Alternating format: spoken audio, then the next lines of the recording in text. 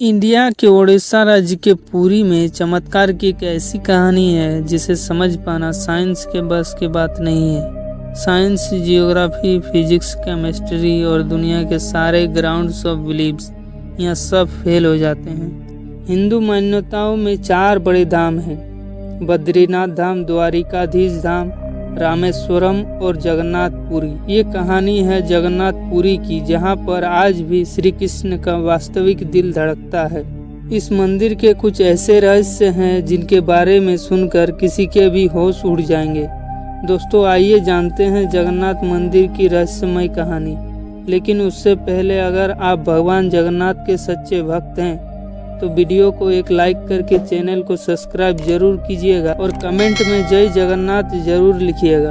Western culture follow करते करते हम एक ऐसे मोड़ पर तो आ चुके हैं जहां लोग भगवान के होने ना होने पर भी सवाल उठाने लगे हैं। पर यही सवाल अब मैं आपसे इस वीडियो के बाद पूछूंगा। दोस्तों, इस मंदिर के ऊपर एक झंडा है जो साइंटिफिकलों के बिल्कुल विपरीत चलता है। जैसा कि हमें पता है, जिस डायरेक्शन में हवा चलती है पतंग भी उसी डायरेक्शन में उड़ती है और झंडा भी उसी डायरेक्शन में उड़ना चाहिए। पर जगन्नाथ मंदिर के इस झंडे की बात बिल्कुल अलग है। ये हमेशा हवा के ऑपोजिट डायरेक्शन में उड़ता है। ऐसा क्यों और कैसे होता है, आज तक कोई समझ नहीं पाया। इस मंदिर के साथ और एक खास बात है कि इसे रोज बदलना पड़ता है।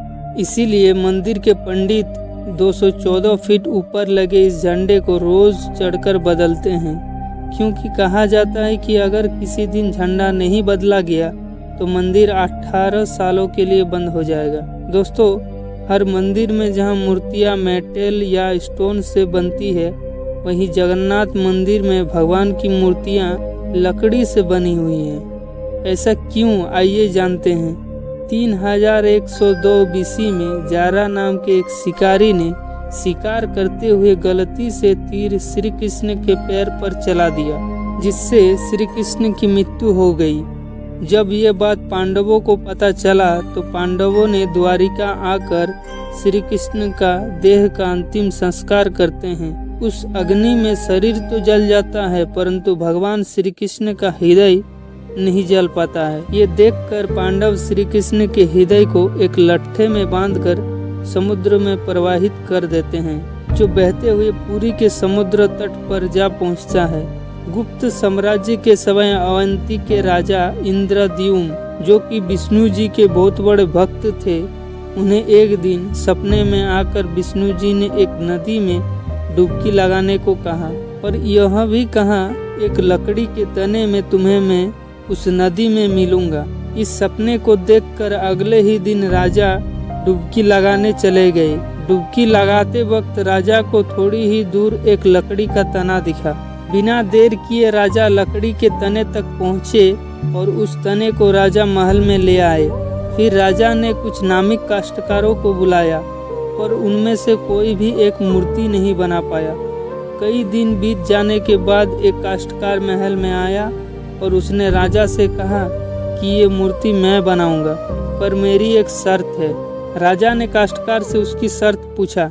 क्योंकि राजा किसी भी शर्त को मानने के लिए तैयार थे, तो काश्तकार ने कहा, ये मूर्ति बनाने के लिए मुझे 21 दिन का समय चाहिए और मैं चाहता हूँ कि 21 दिन से पहले ना तो कोई मुझसे बात करे, ना मिले और ना ही मेरे किसी भी काम में विलम्ब डाले।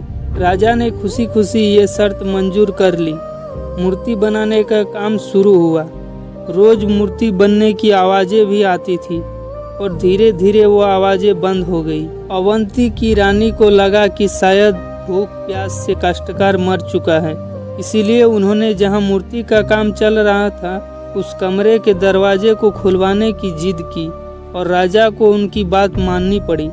जैसे कि दरवाजा खुला तो उन्होंने यह देखा, वहां कोई काश्तकार था ही नहीं। दोस्तों, यह वीडियो आपको कैसा लगा? दोस्तों, अगर आप जानना चाहते हैं कि कृष्ण भगवान के दिल का क्या हुआ है तो कमेंट करके ज़रूर बताइए। मैं इस पर पार्ट 2 वीडियो ज़रूर बनाऊंगा। जय जगन्नाथ।